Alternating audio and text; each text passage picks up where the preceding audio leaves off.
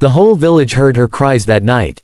Not the sharp, desperate cries of childbirth, those had already torn through the darkness hours before. These were softer now, broken, the kind of sound a soul makes when it realizes it stands alone. The wind dragged dust through the narrow street as if trying to erase what had happened inside the small adobe house at the edge of the village.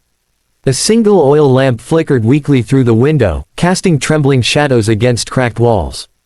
Inside, Maria lay on a thin mattress spread across the dirt floor. Sweat still clung to her skin. Her long black hair stuck to her cheeks. Her body had not yet recovered from the storm of pain that had brought 3 tiny lives into the world. 3 daughters. 3 perfect, fragile girls. They lay wrapped in worn cotton blankets beside her, their newborn faces red and wrinkled, their cries small but determined. Each breath they took felt like a miracle. Maria reached for them with trembling hands, gathering them against her chest as if the warmth of her love alone could protect them from what waited outside. But outside, something darker was already rising. Her husband had not spoken when the midwife whispered the news. At first, he had simply stared, as if he had misheard. ¿Qué dijiste? He demanded. Son Niñas, the midwife repeated quietly. Tres niñas saludables. 3 healthy girls. The words should have brought celebration. Instead, they fell like stones. In that village, sons meant strength. Sons meant hands to work the land, a name to carry forward, pride to display at festivals. Daughters meant dowries, protection, mouths to feed. Daughters meant disappointment. His silence turned into rage so quickly it felt like lightning splitting a tree. Inútil, he shouted, pointing at Maria as if she had committed a crime. No puedes ni darme un hijo. The midwife tried to calm him. It is not her fault. But he pushed past her. The door slammed so hard it rattled the windows. Maria had barely the strength to sit up when he returned hours later, the smell of liquor heavy on his breath. His anger had fermented in the dark like something poisonous. You've shamed me, he hissed. She clutched the babies closer. They are your children, she whispered, her voice fragile but steady. His hand struck the wall first. Then it struck her. The oil lamp fell, rolling across the floor but miraculously staying lit. One of the babies began to wail. Then another. Then the third. The house filled with chaos, cries of newborns, curses of a wounded ego, the dull thud of violence no one dared interrupt. Neighbors heard. Of course they did. The village was small, secrets had thin walls. But doors remained closed. Curtains barely shifted. This was not their fight. When it was over, the night felt heavier than before. He stood over her, breathing hard. I will not raise 3 girls, he spat. Figure out how to feed them yourself. Then he left. No coins on the table. No sack of corn. No promise of return. Just silence. The midwife, who had stayed hidden outside once the shouting began, slowly stepped back inside. Her eyes filled with helpless sorrow.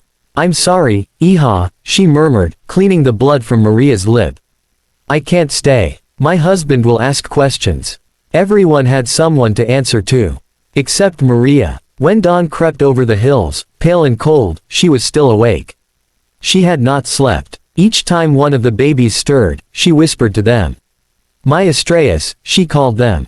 My stars. She counted their fingers. Their toes. She pressed kisses onto their foreheads as if sealing invisible promises. Her body screamed with pain. Her ribs ached. Her arms felt like water. She had not eaten since the day before. But she refused to let herself cry. Again. If she cried, the babies cried. And they had cried enough. Outside, roosters began to crow. Life in the village moved forward as if nothing had happened. Smoke rose from chimneys. Women carried buckets to the well. Men prepared their mules for the fields. And still, no one knocked. By mid-morning, hunger began to tighten its grip. The smallest of the girls whimpered weakly, searching for milk Maria struggled to produce. I will find a way, she whispered, though she had no idea how. The front door creaked in the wind, barely hanging on its hinges after the night's fury. Sunlight spilled in, illuminating the bruises forming across her cheek and collarbone. She closed her eyes, exhaustion finally dragging at her. Then, from far down the road, she heard something unfamiliar. Hoofbeats. Slow, steady, deliberate, not the frantic pace of gossip. Not the hurried clatter of farm work. This rhythm was different, calm, certain. The sound grew louder until it stopped directly in front of her house. the boots did not rush.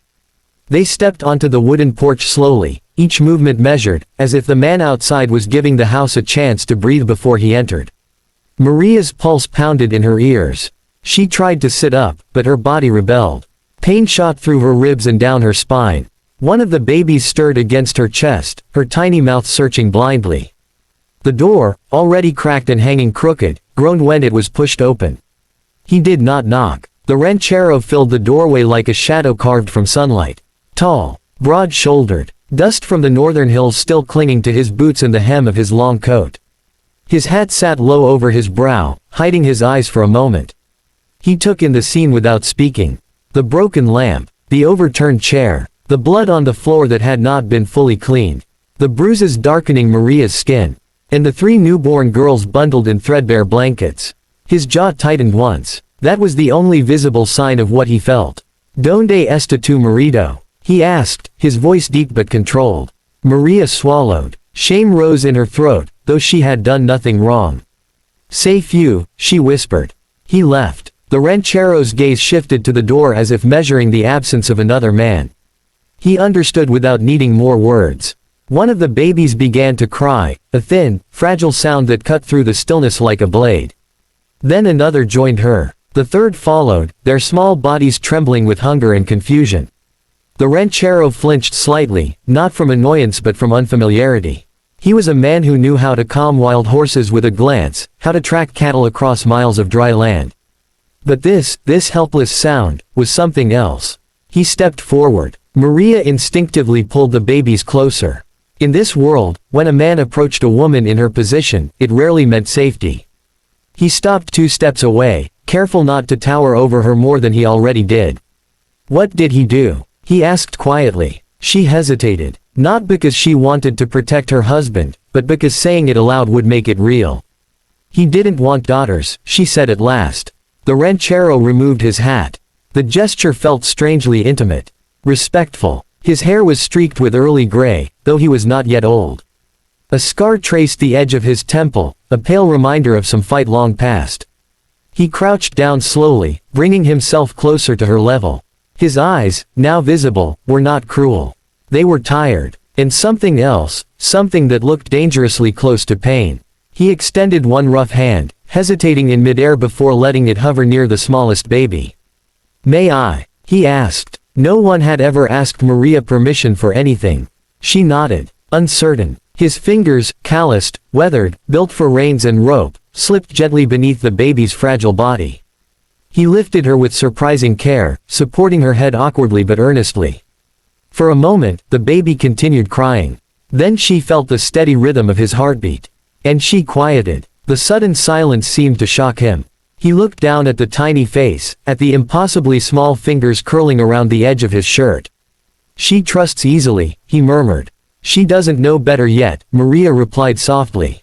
Something flickered in his eyes at that. "I do," he said. He stood slowly, the baby resting against his chest as if she had always belonged there. He glanced around the house once more, really seeing it now. The emptiness of the shelves. The thin blankets. The loneliness pressed into the walls. Then he looked back at Maria.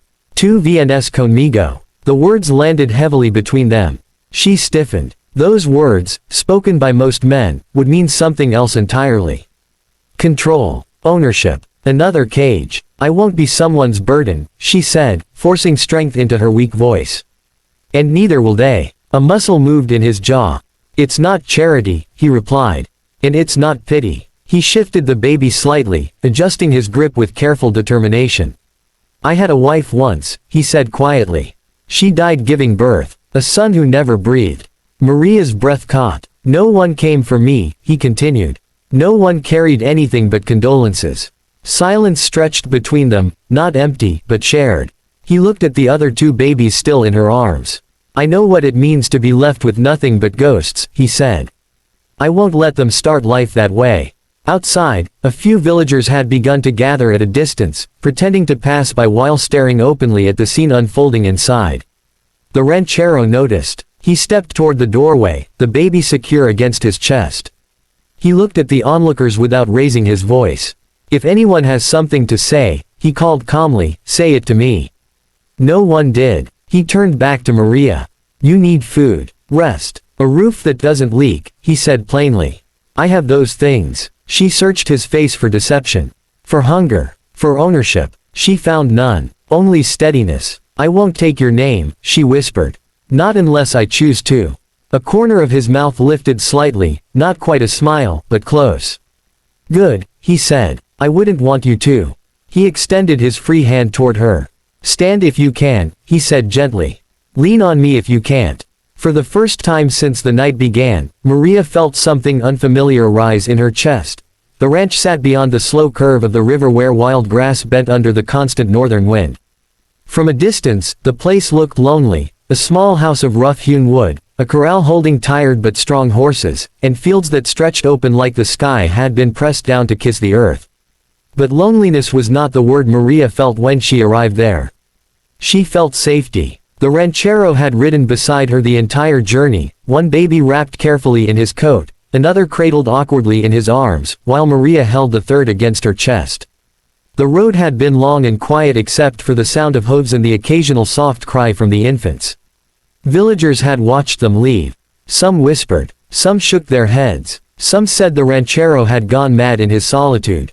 He did not care. When they reached the ranch, he carried the babies inside first, moving slowly as if afraid the air itself might break them. Maria followed behind, leaning heavily on the strength he had offered her without words.